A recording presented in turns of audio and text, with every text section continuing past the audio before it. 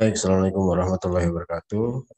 Rekan-rekan sekalian, ya mohon maaf, saya tidak bisa melaksanakan perkuliahan tatap layar pada minggu ini. Sebagai gantinya saya akan memberikan sedikit ulasan ya mengenai salah satu pokok bahasan kita yang sebetulnya dari awal kemarin kita sudah sempat singgung ya mengenai manajemen sumber daya manusia dan manajemen keuangan. Cuman di awal kemarin kita hanya membahas secara sepintas saja, hanya poin per poin. Di pokok bahasan yang berikut ini saya akan sedikit lebih spesifik menjelaskan tentang seluk-beluk tentang manajemen sumber daya manusia ya. Yang pertama kita berbicara tentang sumber daya manusia, itu merupakan fungsi ya, sebagaimana tertera di situ bahwa fungsi kegiatan pengelolaan staf atau personil-personil dalam kegiatan organisasi, kemudian meliputi aktivitas perencanaan sumber daya manusia, ya, dari perekrutan, seleksi, kemudian orientasi pelatihan, pengembangan, penilaian kinerja dan pemberian kompensasi. Ya.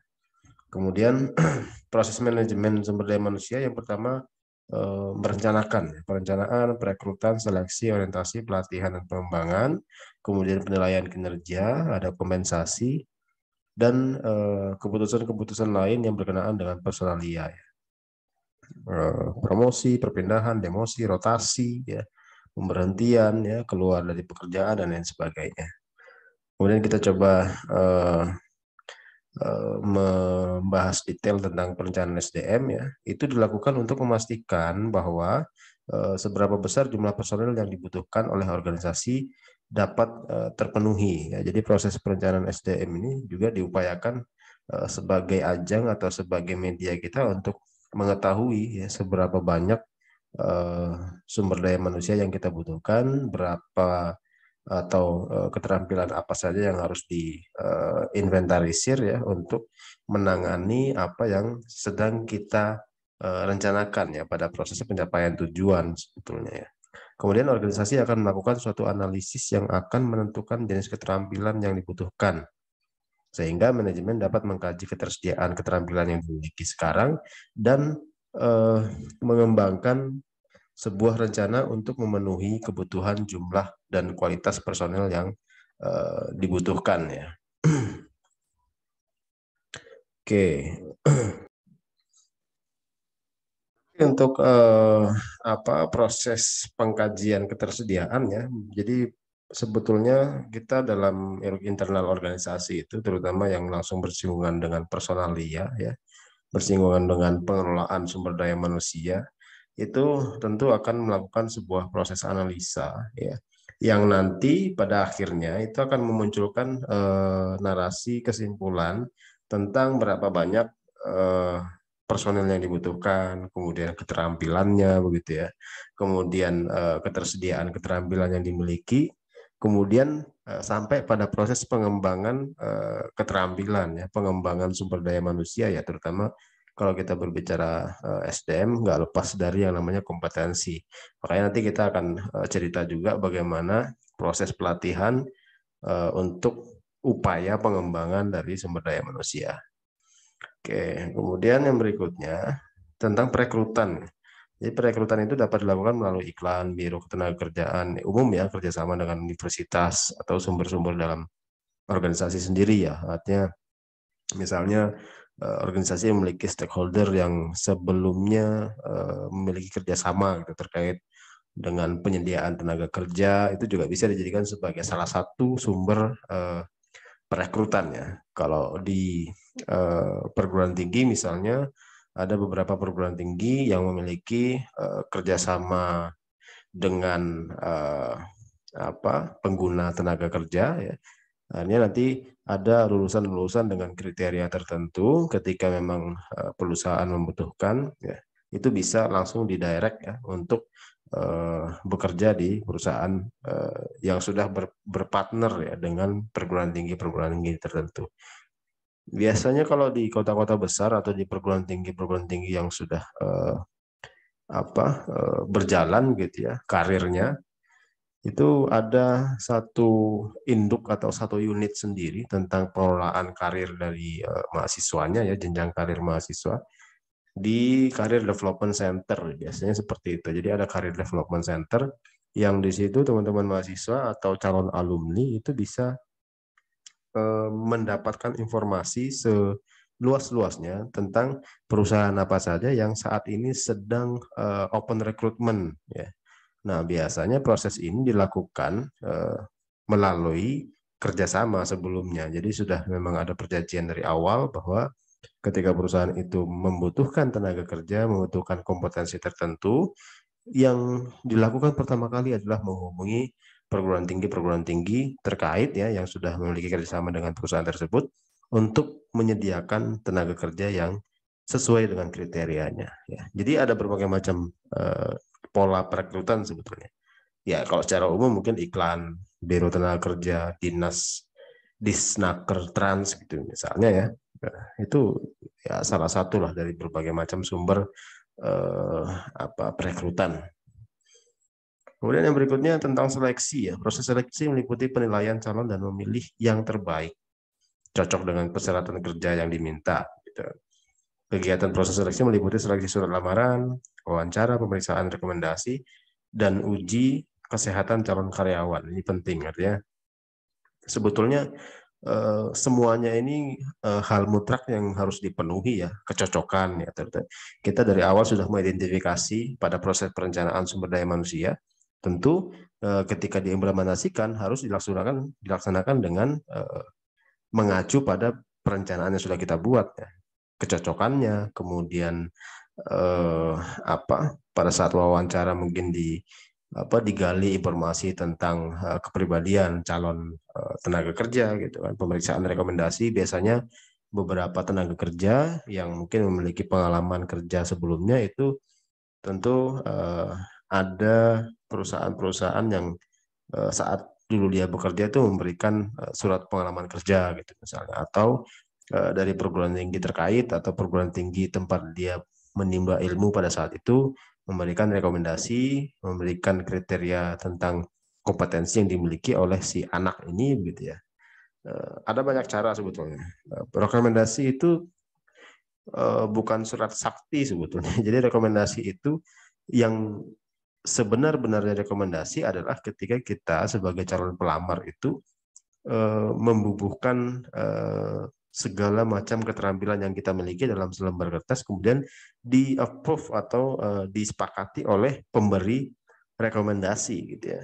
Nah, jadi misalnya teman-teman punya keterampilan tertentu begitu, kemudian untuk menguatkan dan meyakinkan institusi atau perusahaan tempat di mana teman-teman melamar, ya otomatis harus divalidasi oleh yang berkepentingan, ya. Kalau misalnya kompetensi itu didapat selama ada di bangku kuliah, ya harus istilahnya dilegalisir lah, artinya diberikan kepercayaan atau diberikan keyakinan kepada perusahaan bahwa apa yang tertuang dalam surat tersebut adalah benar, diyakinkan atau dibuktikan dengan tanda tangan dari atau rekomendasi dari rektor atau ketua program studi dan lain sebagainya, gitu, ya. Ya, kemudian uji kesehatan calon karyawan, ya pastilah halnya ketika kita berbicara tentang sumber daya manusia kan tentu fisik juga harus dilihat sebagai salah satu ukuran kriteria, meskipun sebetulnya pada posisi tertentu, ya, ini tidak bisa dijadikan acuan, satu-satunya acuan begitu. Tapi juga penting untuk dipertimbangkan. Kemudian orientasi, ya. Ini merupakan proses pengintegrasian calon karyawan yang telah terpilih dalam organisasi. Proses ini meliputi proses sosialisasi dan perkenalan karyawan baru pada kebijakan dan peraturan organisasi, ya. Jadi ada sosialisasi, ada perkenalan, ya. Kenapa orientasi ini perlu? Karena sebagai karyawan baru tentu harus bisa harus melewati, ya, bukan harus bisa, tapi harus melewati yang namanya proses adaptasi. Nah, orientasi ini digunakan sebagai media untuk atau jembatan pengadaptasian dari situasi yang lama ke situasi yang baru, gitu, ya. Nah, proses sosialisasi kemudian perkenalan karyawan ini juga dijadikan sebagai ukuran buat teman-teman di personalia gitu atau di Biro SDM untuk mengukur atau menilai kinerja awal ya. Seperti yang saya bilang di awal dulu kalau nggak salah ketika kita melakukan proses orientasi terhadap karyawan baru, tidak hanya semata-mata untuk penyesuaian, tapi juga untuk melihat karakteristik dari si karyawan baru ini.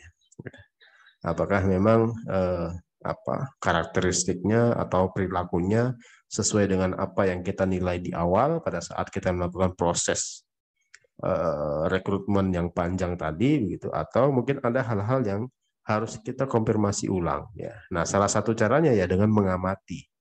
Proses pengamatan dilakukan ketika mereka melakukan proses orientasi. Ada sosialisasi, ada perkenalan, kan bisa kita amati semua gitu. Oh, ternyata perilakunya seperti ini, confirm dengan apa yang kita nilai di awal gitu. Atau ada beberapa perilaku yang ternyata ini tidak dia munculkan ketika kemarin pada saat wawancara atau proses seleksi rekrutmen dan sebagainya gitu kan. Tapi baru muncul ketika sudah dalam proses orientasi. Nah, ini menjadi salah satu kunci juga buat teman-teman di sumber daya manusia ya, di SDM, untuk bisa memutuskan bahwa si karyawan ini atau karyawan baru ini atau calon karyawan gitu memang bisa benar-benar layak dipertahankan di situ sesuai dengan karakteristik sifat yang diinginkan atau tidak gitu ya. Jadi keputusan di akhir itu ketika sudah melewati masa orientasi gitu ya. Kemudian yang berikutnya pelatihan dan pengembangan. Ketika pelatihan dan pengembangan ini kita upayakan, tentu tujuannya adalah untuk meningkatkan kemampuan karyawan ya, memberikan kontribusi pada efektivitas organisasi, meliputi peningkatan keterampilan karyawan, sedangkan pengembangan bertujuan untuk memberikan persiapan kepada karyawan suatu tanggung jawab yang lebih besar. Jadi prinsipnya gini, pelatihan dan pengembangan itu sebisa mungkin harus sejalan. Ya, pelatihan dan pengembangan itu sebisa mungkin harus sejalan. Caranya gimana? Ketika kita ingin memberikan sebuah tanggung jawab, ya, anggaplah itu jabatan tertentu atau naik jabatan lah gitu, kasarannya seperti itu. Maka hal utama yang harus kita lakukan adalah memberikan proses pelatihan. Ya. Hanya orang-orang yang sudah melewati proses pelatihan yang bisa kita lakukan tahapan berikutnya, yaitu pengembangan karir. Ya. Pengembangan karirnya implementasinya bagaimana? Ya dengan memberikan jabatan lebih. Ya. Bahkan ini kemarin baru saja beberapa hari yang lalu itu ada pengumuman atau seleksi seleksi calon-calon kepala dinas gitu ya di lingkungan kita di Kabupaten Berau gitu. Nah, salah satu syaratnya kan adalah ikut PIM ya. Jadi sudah melewati atau sudah pernah PIM dulu, baru bisa lolos seleksi kalau kita bilang administratif mungkin ya. Mohon maaf kalau saya salah. Jadi yang bisa mengikuti tahapan berikutnya adalah para PNS ya, yang sudah melewati atau sudah menempuh PIM.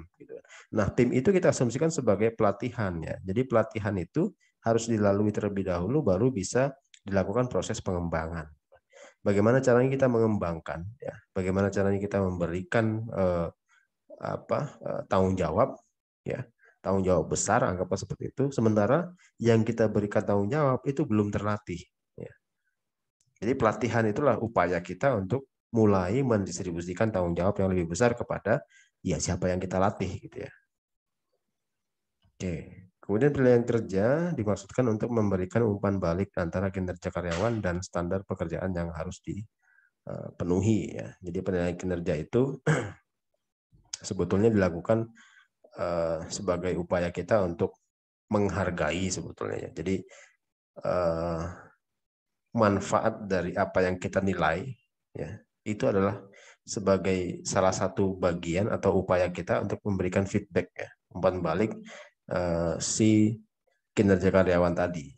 Nanti imbal baliknya berupa apa ya? Berupa kompensasi ya, kompensasi. Jadi kompensasi itu mulai dari gaji awal, kemudian karyawan baru itu berapa gajinya, kemudian perubahan gaji, berbagai fasilitas dan lain sebagainya itu diberikan Pertama berdasarkan standar minimal, kemudian yang berikutnya yaitu berdasarkan penilaian kinerja. Gitu ya.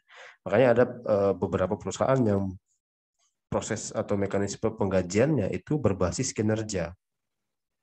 Dia tidak peduli dengan hal-hal normatif yang berlaku di lingkungan perusahaan atau di luar perusahaan, selama dia bekerja dengan baik ya, memiliki kinerja yang bagus, tentu itu menjadi salah satu ukuran untuk memberikan kompensasi yang lebih gitu. Termasuk juga fasilitasnya gitu ya.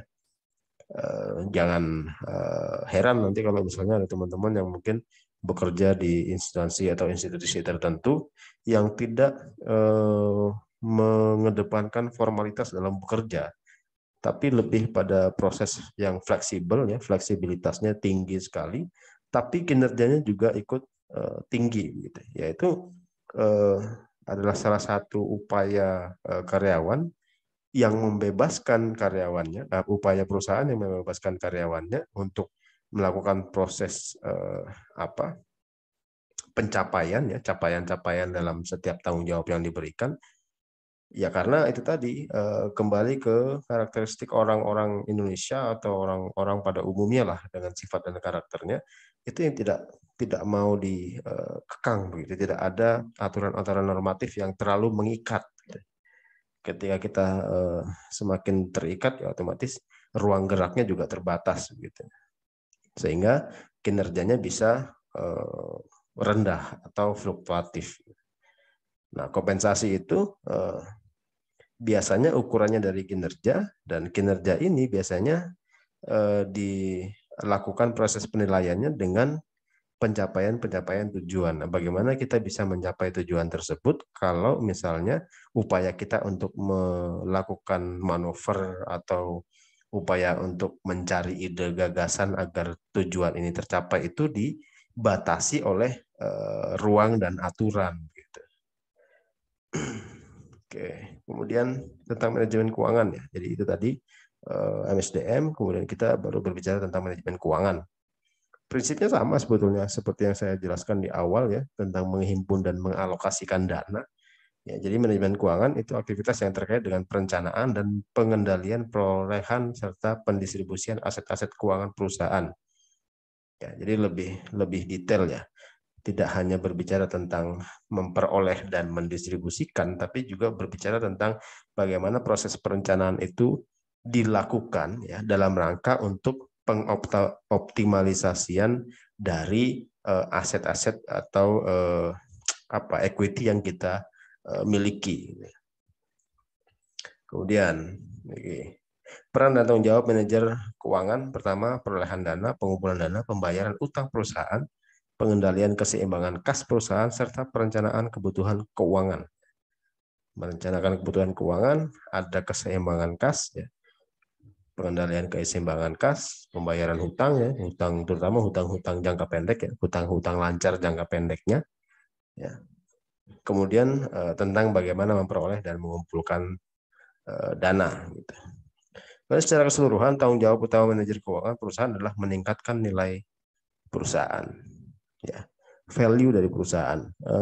Nilainya ditingkatkan dengan cara apa? Ya, meningkatkan kinerja. Kinerja implikasinya ke apa?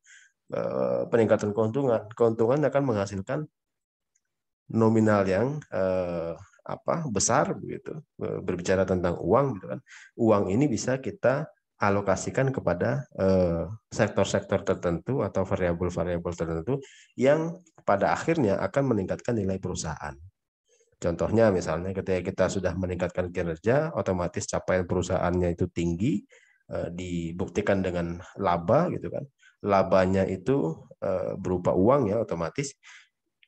Kemudian laba ini dialokasikan kepada proses pengembangan perusahaan. Ada proses diversifikasi perusahaan, kita membeli aset gitu misalnya. Aset itu digunakan untuk melipat gandakan kinerja gitu. Misalnya asetnya berupa mesin-mesin pabrik. Jadi mesin-mesin pabrik dibeli dengan menggunakan laba perusahaan pada tahun sebelumnya. Maka tahun ini dan seterusnya nilai perusahaannya akan naik. Nilai dari sisi aset, dari sisi equity-nya gitu kan, kemudian dari sisi capaiannya. dan produktivitas terutama, karena itu tadi mesin pabrik itu akan support terhadap jumlah produksi yang juga otomatis meningkat gitu kan. Kemudian untuk meningkatkan nilai perusahaan, manajer keuangan harus dapat menjamin bahwa perusahaan selalu memiliki cukup dana untuk membiayai aktivitas perusahaan dalam menghasilkan barang dan jasa. Pada saat yang sama, segala kelebihan dana harus segera diinvestasikan untuk menghasilkan lebih banyak uang bagi perusahaan. Sederhananya, tidak boleh ada banyak uang yang menganggur atau yang tidak produktif. Ya. Prinsip sederhananya begitu. Jadi paradigma lama yang mengatakan ketika kita memiliki banyak sekali aset lancar, itu sebagai tolak ukur dari keberhasilan perusahaan. Itu sama sekali sudah tidak bisa kita implementasikan di dunia yang sekarang ya. Semakin banyak aset yang kita bisa alokasikan kepada sektor-sektor tertentu yang itu bisa diupayakan untuk menambah nilai dari perusahaan, itu yang paling penting sebetulnya. Dana atau kas lancar atau aset lancar itu perlu hanya sebatas untuk menyelesaikan hutang-hutang jangka pendeknya gitu kan. Kemudian untuk membiayai aktivitas perusahaan ya, membiayai aktivitas perusahaan. Kemudian selebihnya ketika masih ada dana saving ya beberapa persen ya otomatis harus bisa kita putar kembali. Sederhananya kita putar lah. Dapat untung 1 juta hari ini, besok kalau masih tidak kita apa-apain 1 jutanya, maka kita termasuk orang yang merugi sebetulnya. Karena apa? 1 juta itu bisa kita alokasikan kepada hal-hal lain yang juga bisa memberikan potensi keuntungan di kemudian hari. Ya. Bisa minimal kita investasikan ke sektor keuangan gitu, misalnya gitu ya. Biasanya dilakukan oleh teman-teman pengusaha atau wirausahawan muda ya, yang mungkin baru meniti karir di bisnis begitu. Ketika dia memperoleh keuntungan misalnya beberapa juta dalam waktu 1 minggu gitu misalnya, dirasa kurang cukup atau belum bisa dioptimalkan pada sektor real gitu. Sambil menunggu akumulasi dari aset lancar gitu kan, maka dana itu diinvestasikan di sektor keuangan. Tapi sektor keuangan yang tidak terikat, artinya setiap saat ketika dia membutuhkan atau ketika dia ingin ambil untuk dialokasikan ke sektor-sektor yang lebih produktif, itu bisa gitu kan. Misalnya apa? Tabungan deposito berjangka gitu misalnya, atau dimasukkan ke bisnis atau investasi saham ya, dan banyak sekali lah produk-produk investasi yang lainnya yang bisa kita manfaatkan sambil menunggu misalnya keuntungan-keuntungan di hari-hari di waktu-waktu yang akan datang sampai pada angka atau nominal yang bisa kita kelola untuk pengembangan perusahaan ya. Jadi tidak hanya ditabung ya. Kalau tabungan itu termasuk yang pasif saya kira. Jadi kalau teman-teman punya aset lancar gitu misalnya, punya kas ya cukup pegang kas secukupnya untuk saving hidup kalian sampai beberapa waktu ke depan. Sisanya jangan dibiarkan ngendap, jangan dibiarkan pasif. Investasikan di berbagai macam sektor lah yang kalian pilih sendiri dan yang kalian bisa kelola dengan baik dan kuasai tentunya. Itu menjadi hal menarik untuk dilakukan terus-menerus karena uangnya jadi produktif gitu ya. Sambil menunggu cukup kemudian bisa diproduktivitaskan lebih tinggi lagi. Bahkan kalau bisa misalnya capaian yang kita peroleh saat ini atau hari ini itu besoknya sudah kita investasikan, besoknya diinvestasikan terus sampai diakumulasikan beberapa waktu. Misalnya kita ingin mengembangkan perusahaan, mau beli mesin pabrik lah atau mau beli mobil untuk operasional gitu kan. Ya, jangan ditabung sampai bisa beli mobil dengan cash. Lebih bagus diputar pada sektor-sektor yang mungkin memiliki potensi yang bisa melipat gandakan kembali. Jadi ada dua atau 3 potensi lagi gitu yang bisa kita harapkan gitu. Bisnis kita berjalan tetap menghasilkan keuntungan, keuntungan yang kita peroleh harian itu bisa kita pekerjakan lagi gitu, bisa kita alokasikan lagi untuk memperoleh keuntungan yang lain. Itu strategi sebetulnya. Teorinya seperti itu, tapi mungkin implementasinya agak susah karena kita terlalu konservatif sebetulnya. Saya pribadi sebetulnya lebih menyarankan teman-teman untuk masuk ke dunia investasi digital, tapi dengan syarat harus dengan riset terlebih dahulu, ya, kenali instrumen investasi yang ingin kalian masuki, gitu. Jangan sampai misalnya karena ikut-ikutan, kemudian karena sekarang lagi hype, gitu, produknya lagi tren, kemudian ikut dan tidak tahu menahu tentang seluk-beluk bisnis atau investasi tersebut, akhirnya kehilangan ya beberapa persen dari dana yang dimiliki. Itu juga bukan hal yang bijak, harus diikutin gitu ya. Oke, itu saya kira cerita singkat tentang manajemen SDM dan manajemen keuangan ya. Mudah-mudahan minggu depan kita bisa bertemu di tatap layar lagi atau mungkin tatap muka ya. Coba kita evaluasi ini 1 minggu ke depan, mudah-mudahan ada perintah untuk melakukan perkuliahan tatap muka ya. Tapi selama tidak ada informasi ya berarti kita tetap melakukannya dengan cara yang biasa seperti ini. Terima kasih. Assalamualaikum warahmatullahi wabarakatuh.